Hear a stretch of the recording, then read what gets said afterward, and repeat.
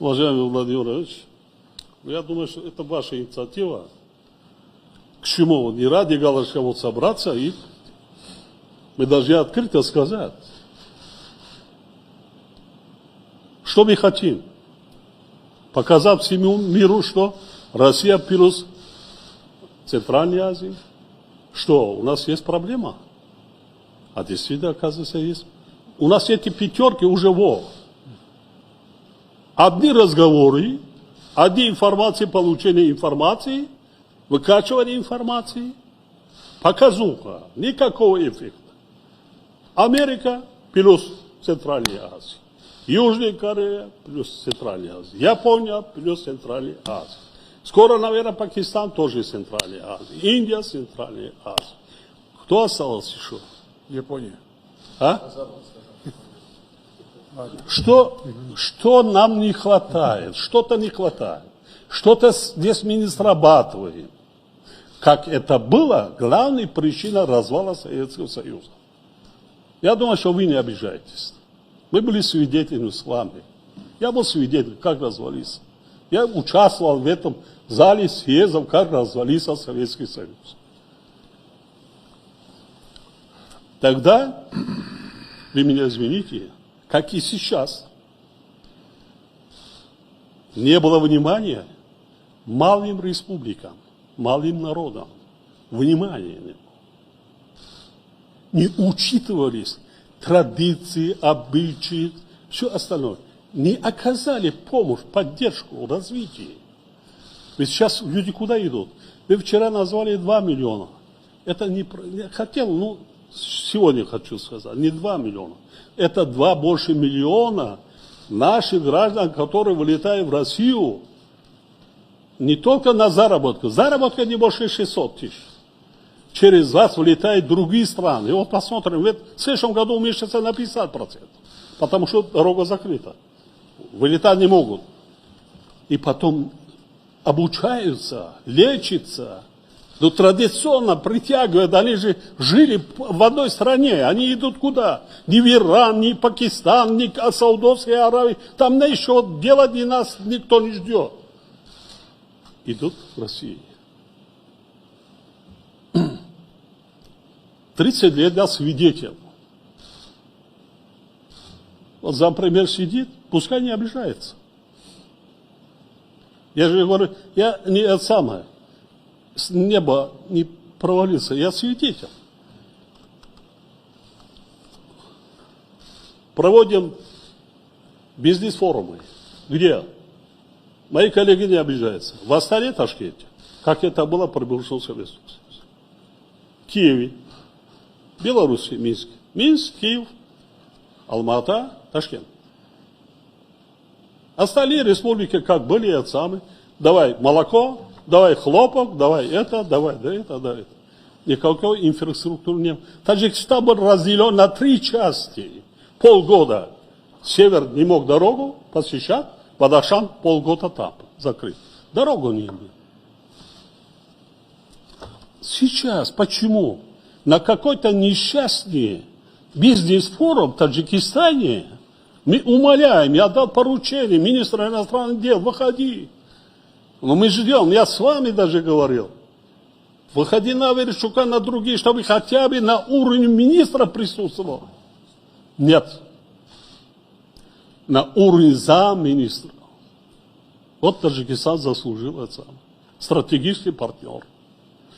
А что? Вот что мы что не так поступаем?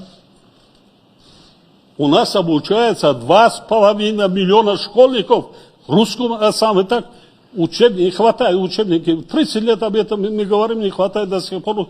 Учебники не хватает. У нас обязательно изучение русского языка с детского сада. Так? Что там мы делаем? Военные базы есть, полигоны так как были, так и остались. Все, у нас, вот спасибо, вы меня извините, 30 тысяч, сейчас мы не будем назвать их беженцами, или перемещенные русскоязычные вернулись к нам, они передают по всему морю.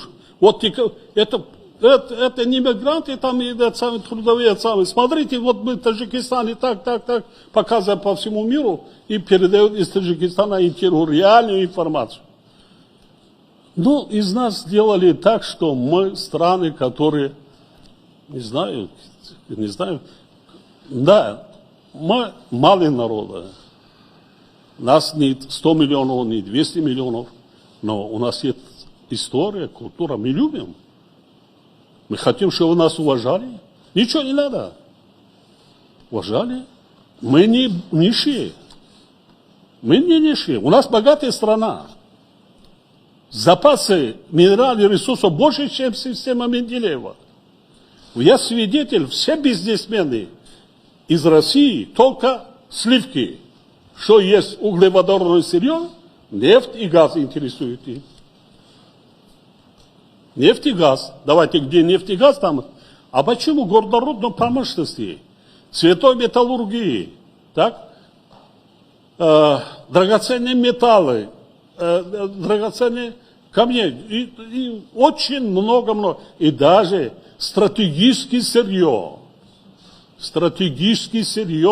для военных, которых нет в мире. Я вам рассказывал, когда вы были у меня. По запасам Таджикистан занимает первое место. Никого не интересует. Ну давайте, вот мы собрались, давайте создадим условия. Где что-то мы нарушили, где-то мы с кем не так поздоровались. Ну здороваться будем. Но мы никогда не нарушали. Как бы всегда уважаем интересы своего главного стратегического партнера. Ну хотим, чтобы нас уважали. Мы хотим, чтобы наравне с африканскими странами, мы видим, с другими странами. А что, мы какие-то чужеземцы или какие-то самые, что ли? Ну давайте. И вкладывать много денег не надо вкладывать. Вот в наших странах. Да, надо вкладывать. Надо вкладывать. Миллиарды, которые можно это как бы за короткий срок окупается. Во всех сферах. Ведь наши трудовые мигранты к вам, выезжают к вам, они работают, а так просто не зарабатывают, они работают же. Да, раньше было очень много проблем. Сейчас год за годом стало меньше. Поэтому я понял. На правах председателя. Поэтому очень, для этого собрались. Поэтому, Владимир, я к вам очень, наша просьба, чтобы не было политики по отношению к Центральной Азии, как продолжился Советский Союз. У нас в каждой стране есть свои проблемы. В каждой стране есть свои вопросы. У каждой страны есть свои традиции, обычаи. Надо найти золотую середину, надо работать с каждым из республик в отдельности. И вот собрав у меня вместе, хорошо, региональные проблемы, проекты, мы за. Мы никуда не идем. Мы соседи, близкие соседи. У нас очень много общего. Большое спасибо. Подпишитесь на наш канал Будра Ньюс и будьте в курсе всех событий.